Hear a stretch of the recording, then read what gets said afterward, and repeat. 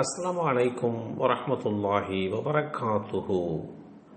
பள்ளிவாசலில் துப்புரவு ஏற்படுத்துவது. அனஸ் பின் மாலிக் ரலியல்லாஹு அன்ஹு அவர்கள் அறிவித்தார்கள், கிப்லா திசையில் உள்ள சுவற்றில் அல்லாஹுடைய தூதர் ஸல்லல்லாஹு அலைஹி வஸல்லம் அவர்கள் சளி இருப்பதை கண்டார்கள். இது அவர்களுக்கு மன வருத்தத்தை ஏற்படுத்தியது. அதன் பிரதிபலிப்பு அவர்களுடைய முகத்திலும் தென்பட்டது. அவர்கள் எழுந்து தம் கையால் அதை சுரண்டினார்கள். இந்த செய்தி ஸஹீஹுல் புகாரியிலே 405 என்ற எண்ணிலே பதிவு செய்யப்பட்டிருக்கிறது.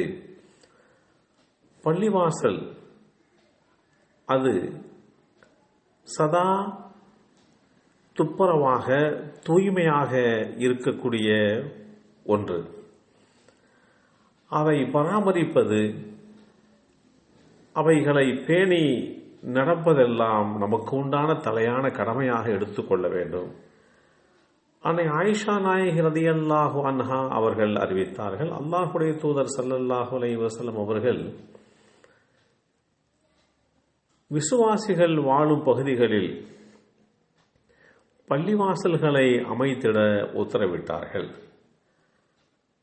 அவைகளை சுத்தமாகவும் நறுமணம் கமழும் இடமாகவும் வைத்திருக்க வேண்டும் என்றும் ஆணை பிறப்பித்தார்கள்.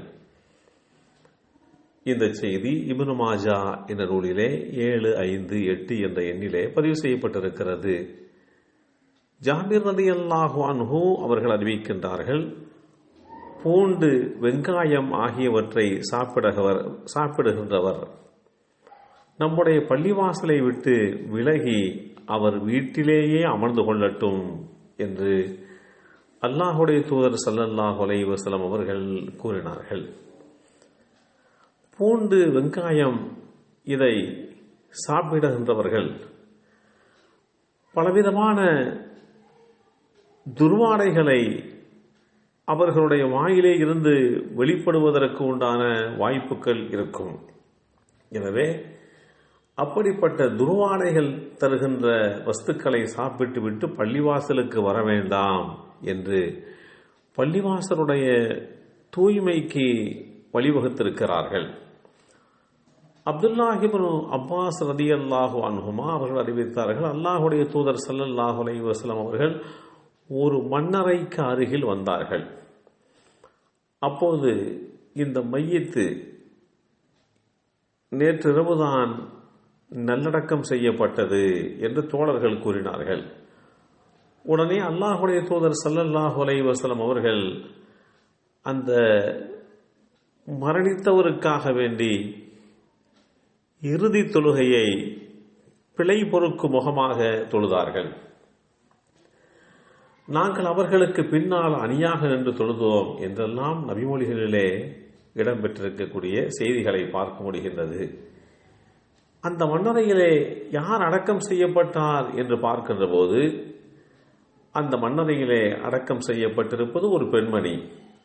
இப்பெண்மணி பள்ளிவாசலில் குப்பை கூளங்களை சுத்தம் செய்து வந்த காரணத்திற்காக வேண்டி அல்லாஹுடைய தூதர் ஸல்லல்லாஹு அலைஹி வஸல்லம் அவர்கள் பள்ளிவாசலை இவள் தூய்மையாக வைத்திருந்தாள் என்கின்ற அடிப்படையிலே அந்த பெண்மணிக்காக வேண்டி இறுதி தொழுகையை அடக்கம் செய்யப்பட்டதற்கு பின்பாக கூட நடத்தினார்கள்.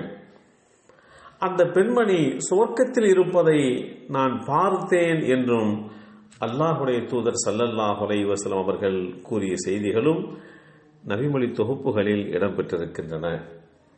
யார் பள்ளிவாசலை தூய்மையாக வைத்திருக்க வேண்டும், நறுமணம் கமழ்கின்ற வகையிலே பள்ளிவாசலை பராமரித்து பாதுகாக்க வேண்டும், துர்வாடைகளை விட்டு பள்ளிவாசலை தூய்மைப்படுத்த வேண்டும் என்று விரும்புகிறார்களோ அவர்களுக்கு இப்படிப்பட்ட உன்னதமான பாக்கியங்களை நம்மை படைத்த ரட்சகனாகி அல்லாஹ் வழங்குகிறான் என்பதை புரிந்து கொள்ள முடிகின்றது.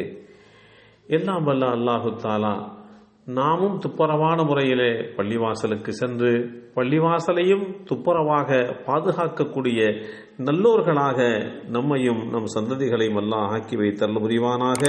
அஸ்ஸலாமு அலைக்கும் வரஹ்மத்துல்லாஹி வபரகாத்துஹு.